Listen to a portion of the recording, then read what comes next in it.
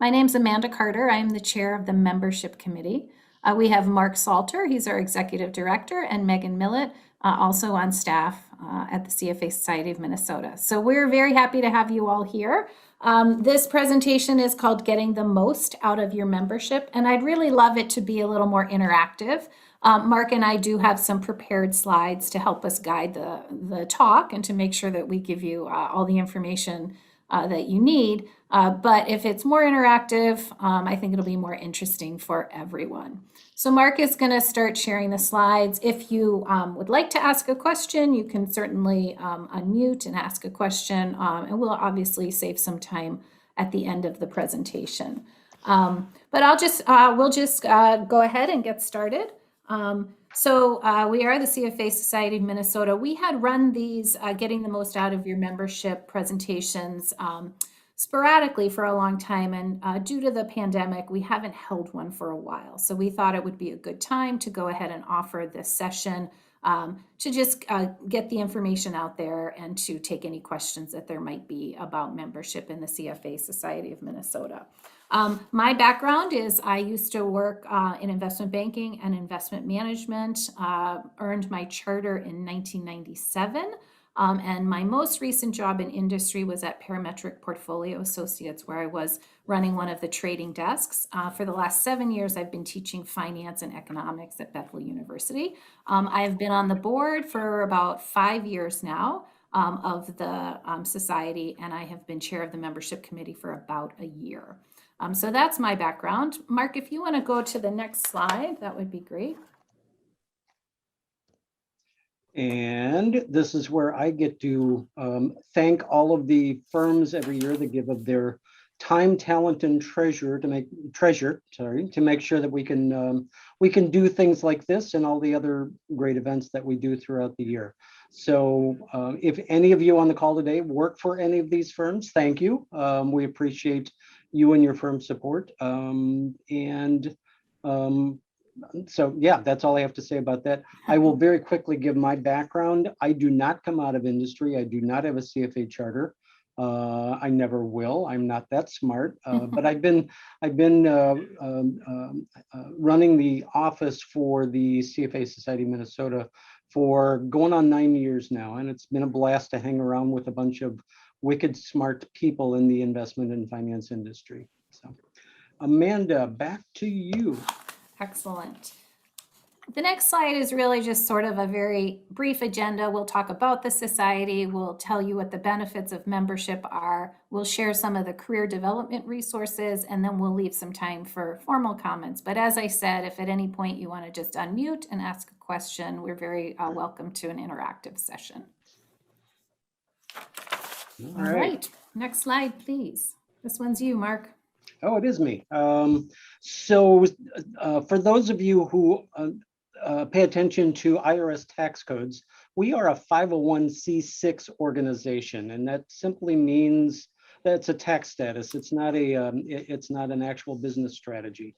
Well, what it means is that we are an individual membership organization, which is composed of folks who want to further the interests of individuals engaged in a particular profession and support the public interest.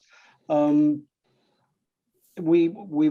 organized in the state of Minnesota, and we are different, related to, but different from the other CFA that you all know, and that is CFA Institute, which is the organization that created the CFA charter years ago, manages that whole process. So we're actually two separate organizations that peacefully coexist side by side and often share members. So if you're a CFA charter holder, you belong to the CFA Institute organization in order to maintain your charter, and you have the option of joining a local society like ours. So we also have a number of folks who do not belong to CFA Institute, but take advantage of a local society membership.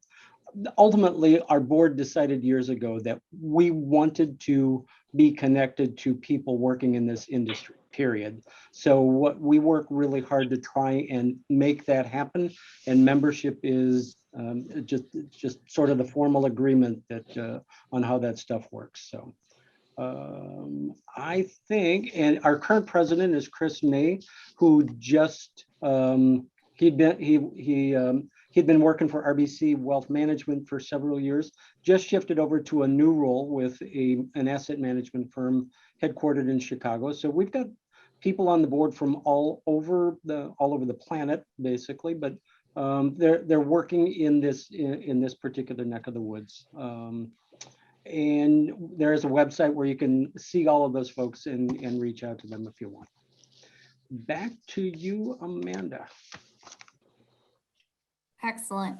So this is just an introductory slide, but essentially we survey our members at least once a year to make sure that we are providing the information and activities that they want.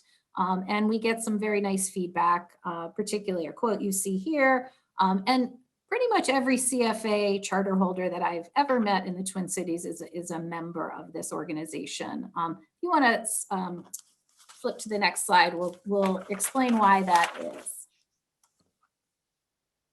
So our mission, as you can read on the slide, is to promote and advance professional excellence, ethical behavior, and fellowship of our members through quality programs, educational offerings, and volunteer opportunities.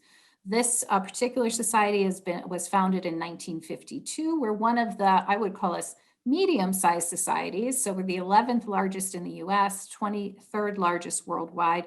And we have won awards for various categories that Mark and Megan know way more about than I do. What I would say about my experience, both as a member, a board member, and now chair of membership, is that it's a fantastic group of people. It is a diverse group of people in terms of age, function, background. And I find that the effort I make to participate and to serve is reflex. I get back a lot more than I put into the society. I found that I've actually, it's made me professionally a stronger industry member. If we want to go to the next slide. And this one, this is back over to me. This is the best graphic we've got that shows the distribution of our members. They're predominantly in the 3-state region. Technically, Wisconsin, Iowa, and other bordering states, the other societies are there to serve those, but we do have some members that actually join here as well, or instead. And we have 55 additional members scattered all over the globe. As a matter of fact, I think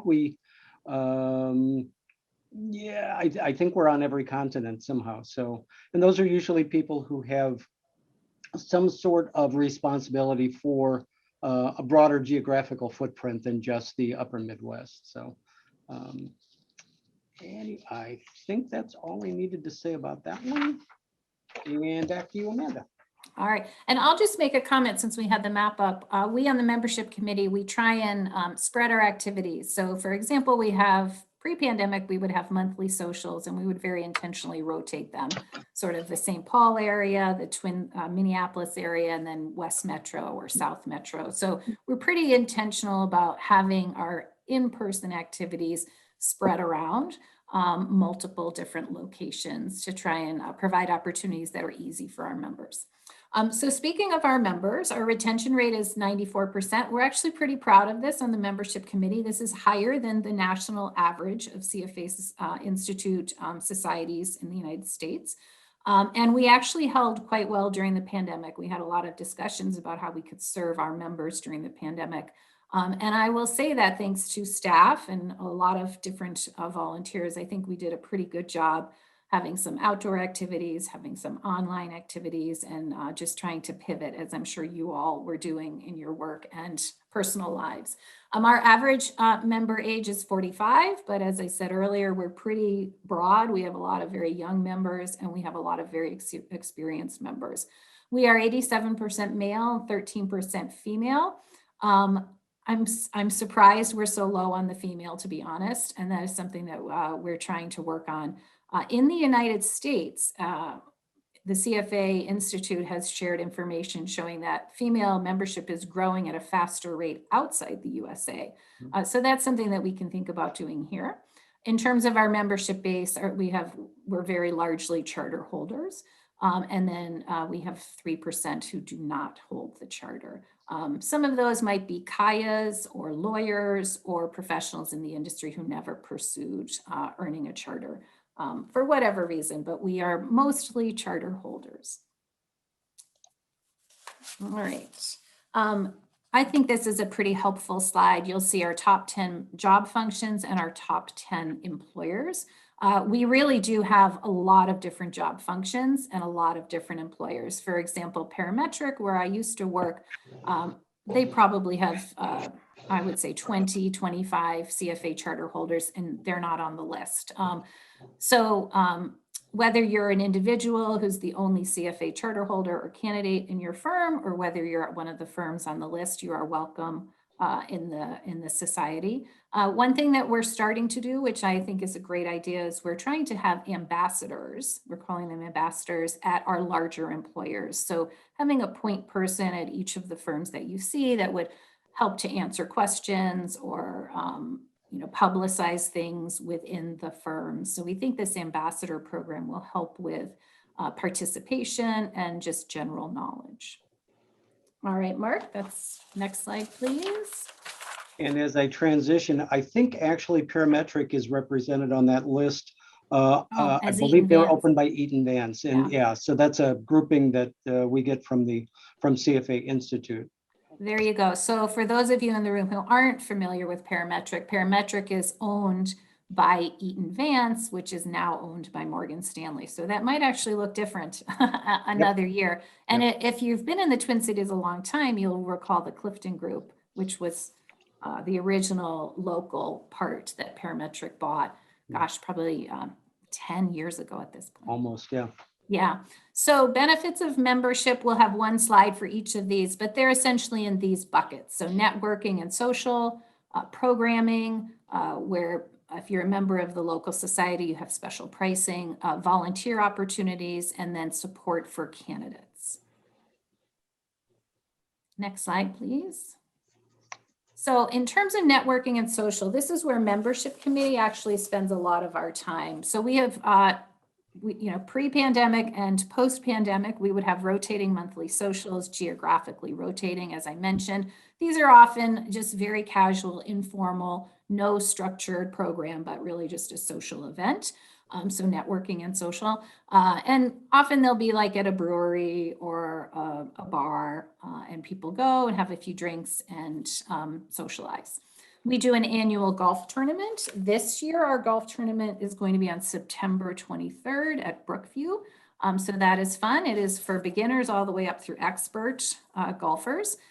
We have a book club, which is meeting probably about every month, maybe every 2 months. There's a little bit of transition happening there. But the book lists are varied. So I looked up, and the last 2 books that the book club did was Genghis Khan and the Making of the Modern World.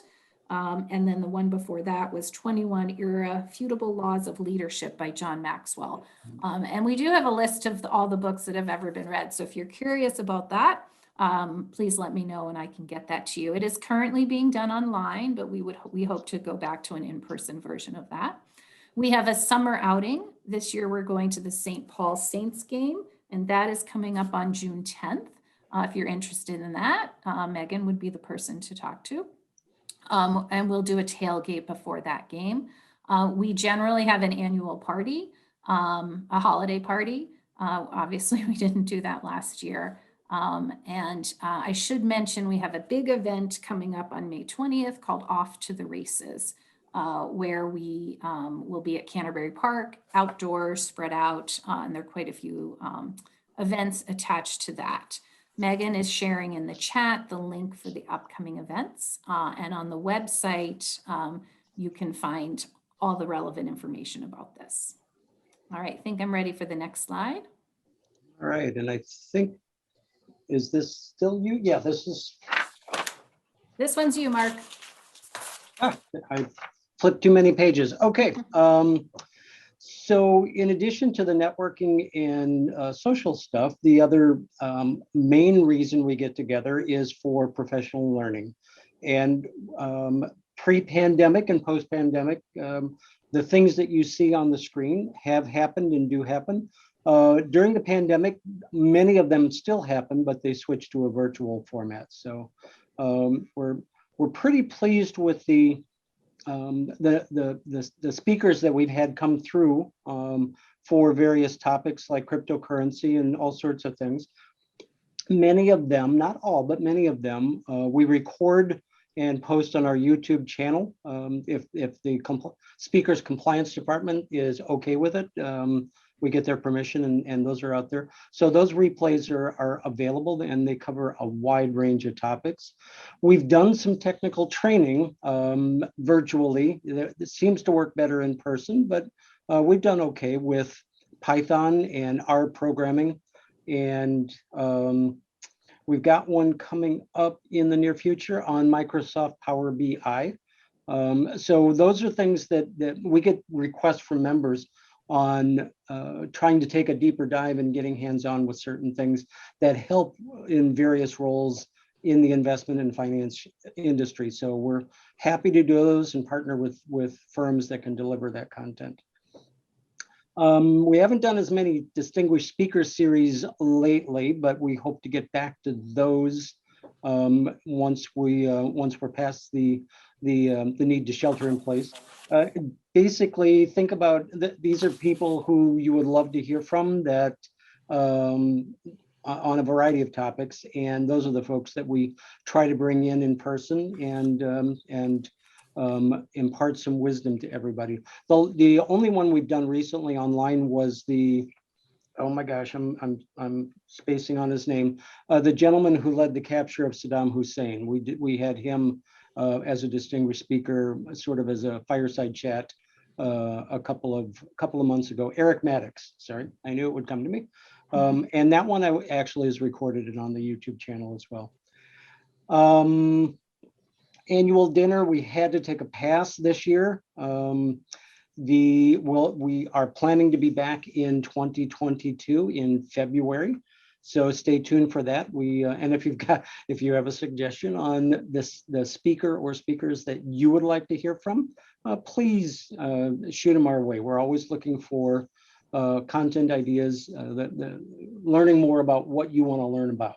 So finally, the Intelliside Conference. So this is going on, this will be our 9th year this summer. It basically is a true investor conference where institutional investors get to meet with publicly traded companies. Last year, we had to switch and make it completely virtual, and the experience was okay, but it left us wondering if there's a better way to do it, what the market is for investor conferences with everything that we've all been through. So we're taking a year off on the investor conference piece this summer. We will still have one full day devoted to education and professional learning topics. Right now, we're working with some of our friends over at Kaya to do a session on alternatives, and specifically, I think we're looking at doing an agricultural alternatives flavor. So that should be fun. We just spoke yesterday with the gentleman who is helping us put together a track on municipals, and that looks like we'll have 2 or 3 sessions in that area. So stay tuned. We're working on content, and we will be releasing more information in the next couple of weeks about who's coming to talk about what. So now let's see, I think, if I'm not mistaken, yep, and this is my slide too. We'll now talk about, and I sort of alluded to it a moment ago when I talked about the gentleman who's helping us put together munis and the folks at Kaya helping us with alternatives. We can't do what we do without a bunch of volunteers. So every year we have 150 plus folks volunteer for the society in some role.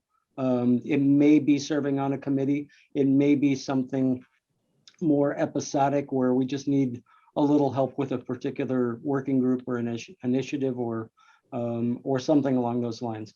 What we can tell you is that one of the best ways to optimize your membership in CFA Minnesota, or for that matter, any organization, is to get involved, is to actually get your hands dirty and work shoulder to shoulder, virtually right now, but work alongside a bunch of other folks who have similar interests and aspirations. You all know it heightens your visibility and puts you in direct contact with other professionals. It's probably one of the better organic networking things that occurs within CFA Minnesota. So whether you're a student or you're a candidate or you hold the charter or you don't hold the charter or you're just interested in advancing the industry, there are ways that you can get involved. So please reach out and let us know if you're interested. Megan, if I can ask you in the chat to put the address for the volunteer opportunity section of the website. We try to capture some of those things and make them available that way. But ultimately, the best thing you can do is to get connected to somebody like like another volunteer, a member of the board, and find out what we're doing and see how you might want to play a part.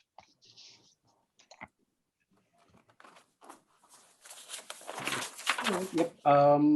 This one's me too. You can tell we've rehearsed this very, very carefully. So thank you for your patience as I stumble through my papers.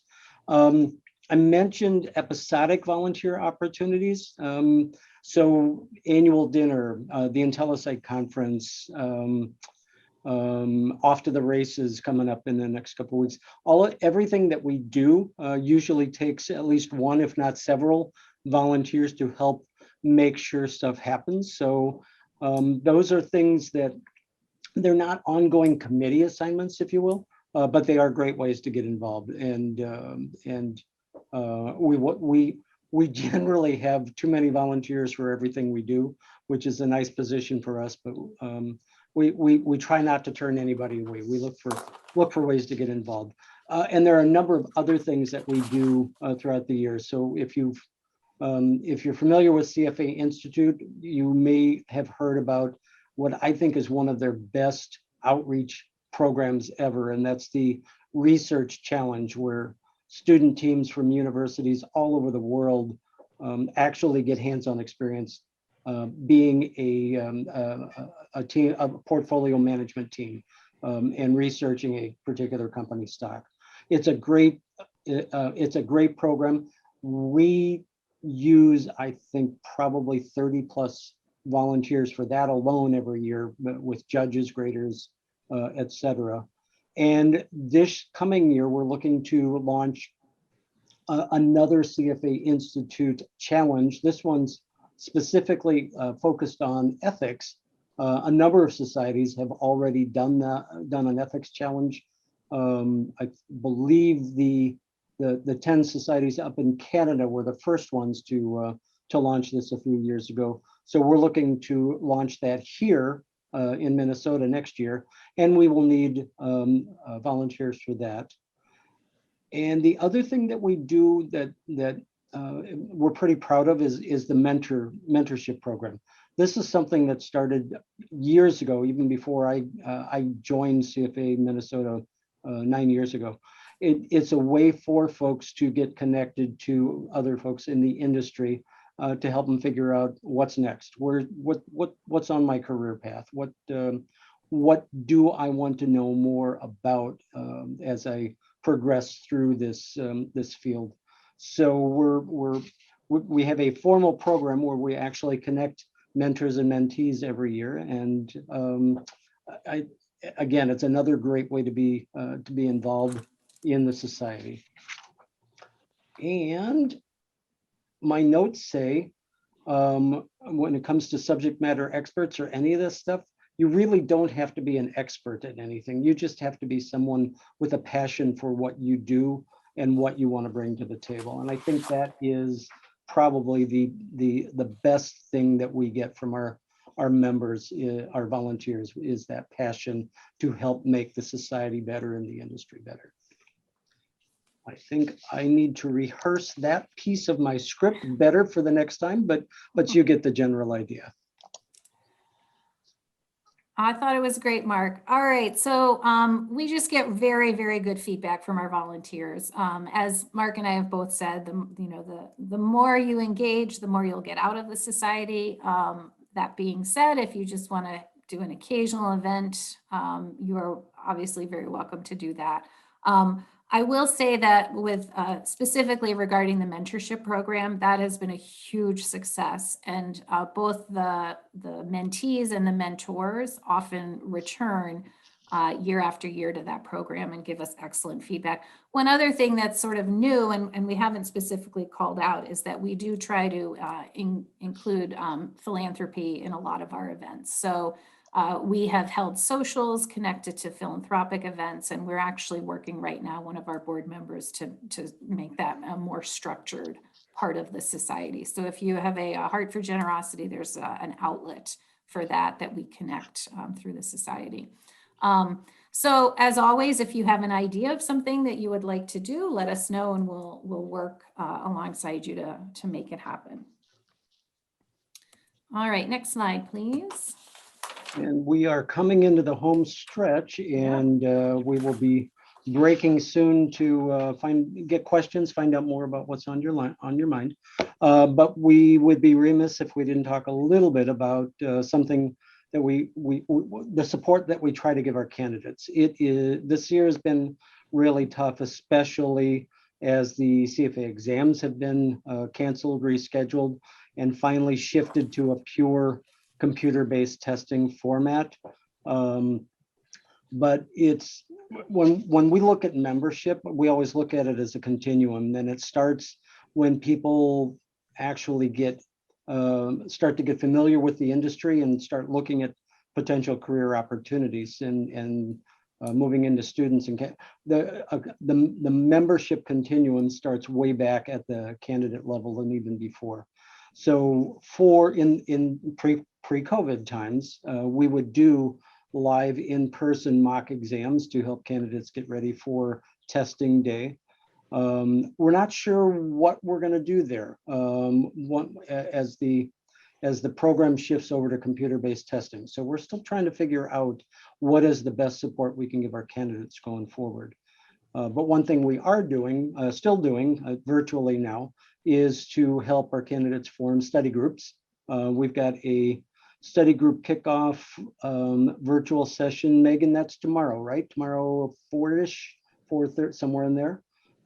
So for the candidates I know that are joining us today, if you haven't signed up for that, take a look and see if that's something you might want to learn more about. What we've tried to do is to we try to be the facilitator. We try to bring folks together and let them figure out who wants to study with what group. A lot of it in the past has been geographic based. It's a little different now that it's all virtual, but again, we just want to make sure that our candidates know that we are there for them as much as we can be, even if we have no control over the exam or the curriculum. We don't even get to come and cheer you on unless we have permission from CFA Institute to do a post-exam party. So, but we are desperately interested in your success. So if there's anything ever you think we can do to help you, please reach out to us. So the other thing on the list, post-exam parties, again, I don't know what we're going to be doing post-pandemic, especially because the testing window has now expanded from 2 days every year to multiple days every year, but we'll figure out something. The other thing that we're doing, we have for years had a partnership with Kaplan Schweizer, and the partnership provides a discount on their study materials, which has been good. Our education committee, one of the things they want to do this coming year is to take a fresh look at all of the prep program providers out there. They want to make sure that if we're going to provide visibility to somebody, that it's the best stuff out there. So stay tuned for that. We expect Kaplan will still be a partner when it comes to candidate resources, but we also want to do our due diligence and take a look at the other prep providers now that everything is shifting over to computer-based testing. So I see that James has his hand up. Did you have a question, James, about this? Yeah, James, go ahead and unmute. There we go. Okay, great. Yeah, I think I was muted before. I'm curious to know if the CFA Society would partner with like the University of Minnesota in preparing, or one of the local universities, business schools, other than, Kaplan, Schwesser, or others. And maybe it's done regionally throughout the United States. I don't know. Is that the case or no?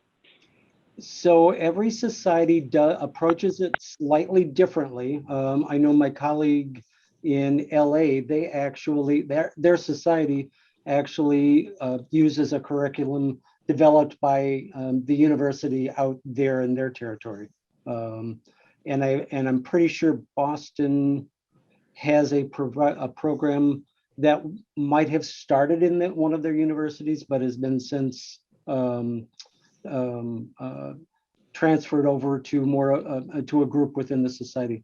Bottom line is every society approaches it differently. We would certainly be interested in partnering with U of M and or St. Thomas and or Bethel. If there were a university here in our neck of the woods that wanted to commit to a program like that, we would certainly do our best to work with them. So. And we used to, Mark, we used to have sort of a live instructional series where we would do a day for level 1 candidates, a day for level 2, a day for level 3. And full transparency, we just had a hard time getting instructors to do it. So I would love that. I think it's an effective way to learn. I know that candidate feedback is that is a very useful, efficient way to study. And troubleshoot, one-off questions that might have accumulated during an otherwise normal prep period. Yeah. So we are open-minded to that. And as Mark said, there's a very specific education committee, and that would be the place to address that. Yeah. Well, thank you. Just to give some feedback, our firm has acquired, as you mentioned before, Eaton Vance and by extension Parametric, and some other firms. And since then, the development platform has encouraged much more robust participation in education programs and certifications. And they're partnering with the University of Chicago's and some other school as well. So I don't know if that's something that you guys would consider, but I appreciate you giving feedback. And I've had a really good experience with establishing a relationship with some of the professors from Chicago, and has begun to influence my vision of asset management in ways that I had prior not yet considered. So I appreciate your feedback. Thank you. Well, and we appreciate the input and feedback, and yeah, we should probably connect at some point and talk more about that. I'd like to poke that idea a little further and make sure our education committee is looking at those possibilities as well. Thank you, James. Thank you, sir. Thank you. All right. Yeah, okay, so that was great. I love questions that come up in the middle of stuff, so awesome. So we are going to move to, I think, the second to the last slide, and that is to talk about other career development resources. The first bullet on the list is the Career Center. This is actually hosted by CFA Institute, and as a result, when you poke around in the Career Center, you can actually get a feel. The jobs, the opportunities that are more local show up first, but if you want to see what's going on elsewhere, all over the world, it's there. And it has become much more robust over the last few years from when we first started as a simple listing where local employers could post jobs. So we've talked about the mentorship program already, and I won't beat that one to death other than to say, as Amanda already said, it is a marvelous program. We get lots of good reviews for that one. Industry roundtable events. Again, this kind of is pre-COVID, but we will be doing this again once we can get back together in person. At least once or twice a year, we will do something where we'll have a subject matter expert in asset management or particular flavors of asset management, or in no, I see Tony Caridio and I can't come up with his with his role. Dang it. Anyway, yeah, I need to rehearse this section better. But long story short, we typically get 6, 7, 8, 10 different subject matter experts to come and share their expertise in a slightly more informal setting. So truly around the table with 4 or 5 different people for 20 minutes or so, and then shift tables to a new topic. It's a great way to get some information about an area of the industry that maybe you're not as familiar with, or something where you want to make specific connections with someone in that area of the industry. Career development workshops. We've done things on LinkedIn profiles. During the pandemic, we had a series of reading and personal productivity and memorization workshops that we did in conjunction with a firm that specializes in that stuff. We're looking for all of the things, all of the skill sets, whether they're technical or soft skills, that provide you and your fellow professionals with the tools you need to be better at your jobs and in your careers. So we're always on the lookout for other areas that we can bring to the table. And last but not least, it's on hiatus right now because nobody wanted to try to do Toastmasters on screen for the last several months. But we did start a Toastmasters group, I want to say almost 2 years ago, and they were going great guns. And we expect that once we can get back together in person and people are interested in this again, that we will bring back the Toastmasters chapter that we established. And again, that's just, it's part of the career development resources that we try to bring to the table as part of the society. And I think, Amanda, it is back to you. Yeah, I get the easy part. I'm just going to open it up now for questions or comments. Before I do that, I'll just remind you that we do have an office downtown, and Mark and Megan are now back in the office. So they are our full-time staff, and you are welcome to visit the office anytime. It is on South 8th Street.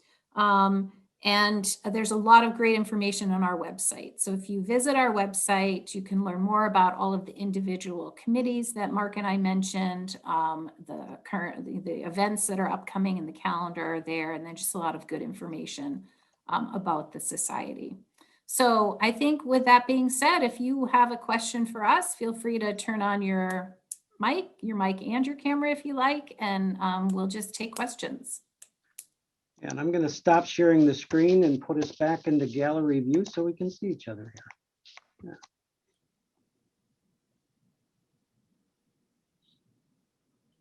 Yeah. And either everybody's forgotten how to unmute, or we have a bunch of shy Minnesotans once again. Or they know everything. Hi everybody. I actually have a couple if I can go.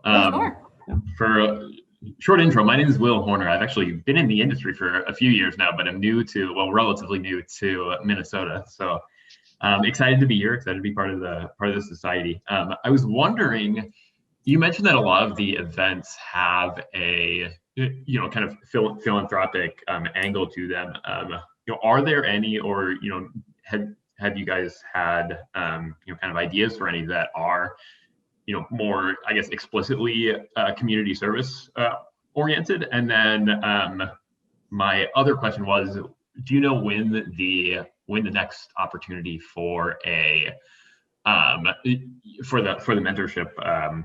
mentorship program to new entrants to that would be?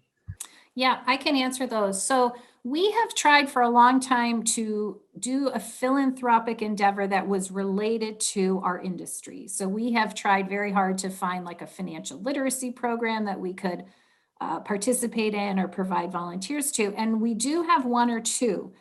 Some of the problems with doing that is that, like, if you want to go into a school, there are all sorts of screening issues. If you want to do it in person, of course, the last 15 months or so, we haven't been able to. But we have had a specific event where we've gone to Feed My Starving Children and we've packed meals there. We have done events where we have taken part of the fee and collected it and donated it. We had one event, Mark, you can probably help me remember, where we brought socks to an event and donated those. But we recognize that our members want us to do more. We recognize that we should do more. That's, part of what we want to do for an outreach. So we have a board member who's working very specifically to set up a structure around that. And several of us are just being more mindful. So we don't have something on the calendar yet, but that is one of our top goals at this point, both from a structural point of view, maybe even having like a foundation within our organization, and also just an implementation point of view where perhaps under career or under membership, we do a very focused event. But I would be delighted to have input as to what you would like to see, specific suggestions of organizations that you would like to support, and then work with you to implement it. So you just answered the first part of the first question, Yes. mentorship, next mentorship. Oh, sorry, William. Yep. So the mentorship, it goes on sort of a almost an academic year schedule. As happens in Minnesota, a lot of things happen on an academic schedule because of how beautiful the summer is here. So we are closing out right now our current cycle, and we will start advertising to take new applications for membership pairings. I would say August, September. So that is under the career development group. And we will communicate that. And if you want to send me your contact information, I will be happy to connect you with the person who's in charge. Sounds great. Thank you. Okay.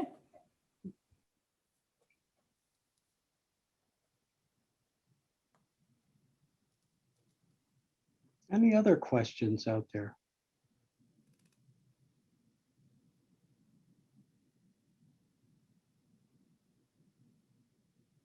Megan put my email in the chat if you want to reach out Good.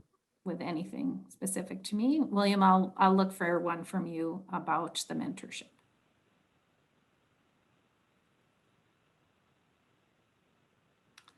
All right. Well, I am happy to stay for a while. So if you have a question that you would prefer to just ask one-on-one, I'm delighted to stay. If not, Mark, I think, and Megan, I think we can call it. What do you think? I can do a countdown and see if anybody wants to squeak in here at the last minute. No, I think we're fine if we give people back 15 minutes in their day. And I'm just thrilled that this many people turned out and wanted to learn more about who we are and what we do. Yeah, we're delighted that you were here, and we're very happy to answer follow-up questions. I will stay for a couple more minutes if you want to hang out and stay. Otherwise, as we say at Bethel University, class is dismissed. Thank you. Thanks, everyone. Thank you. Thank you very much. Thanks very much.